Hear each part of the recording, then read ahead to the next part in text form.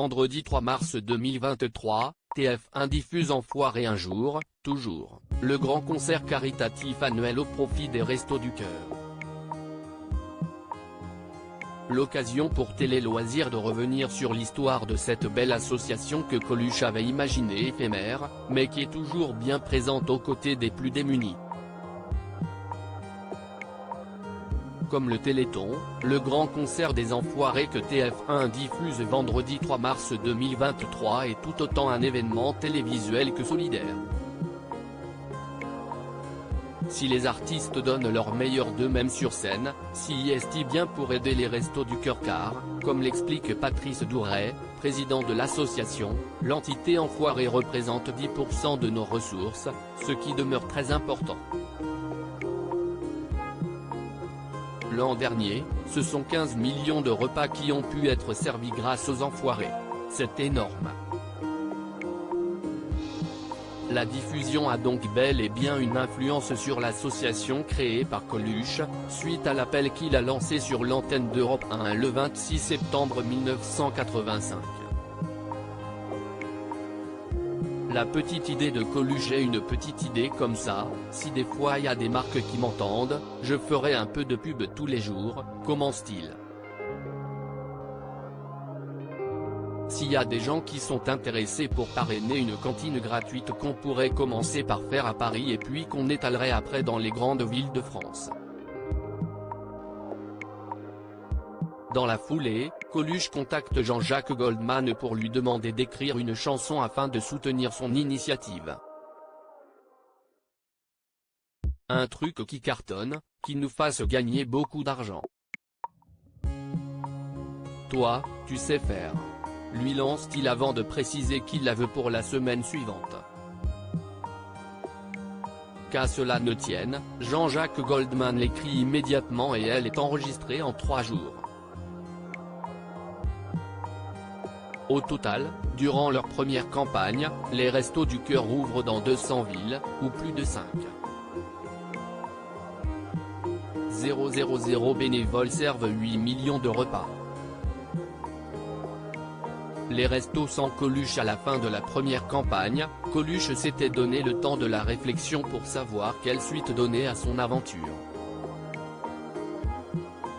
Hélas, il meurt dans un accident de moto le 19 juin 1986.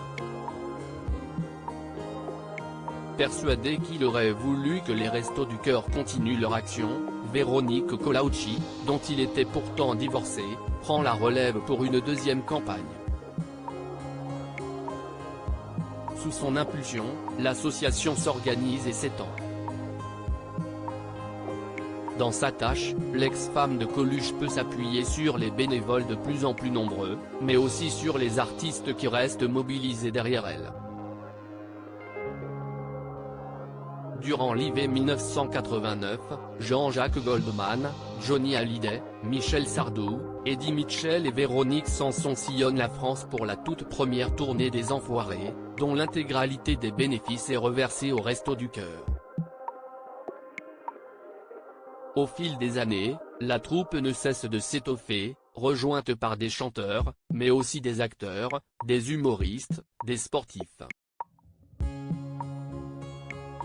Le concert des Enfoirés s'impose comme un rendez-vous immanquable tant pour les Français, qui sont chaque année plusieurs millions devant leur télé, que pour les artistes eux-mêmes.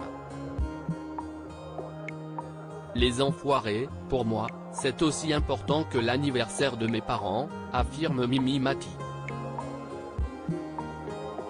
Bien plus que des repas. Si les restos sont essentiellement connus pour l'aide alimentaire, l'association mène pourtant bien d'autres combats, logement des plus précaires avec les Toits du Cœur, insertion professionnelle grâce au Jardin du Cœur et aux Ateliers du Cœur, aide spécifique aux mères en difficulté avec les Restos Bébés du Cœur, hébergement d'urgence pour les SDF à Paris au sein de la Péniche du Cœur, lutte contre l'illettrisme avec les ateliers clés, pour communication, lecture, écriture, mais aussi accompagnement scolaire, accès au droit et à la justice.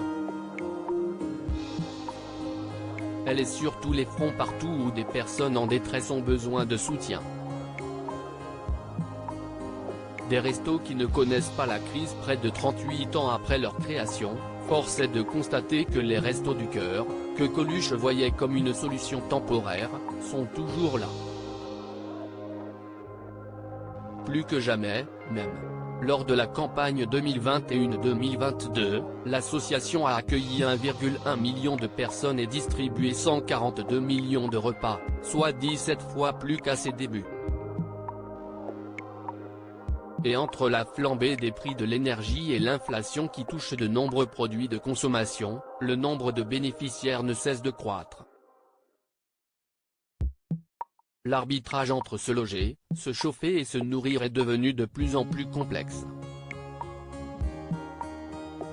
Parmi les personnes que l'on accueille pour la première fois, 17% n'ont pu faire qu'un seul repas la veille, expliquait il y a quelques mois Patrice Douret, le président des Restos du Cœur. En ces temps de crise, les Restos du Cœur sont décidément bien les seuls à ne pas la connaître. À lire aussi Restos du Cœur, Soprano révèle avoir bénéficié de l'association, avec sa famille.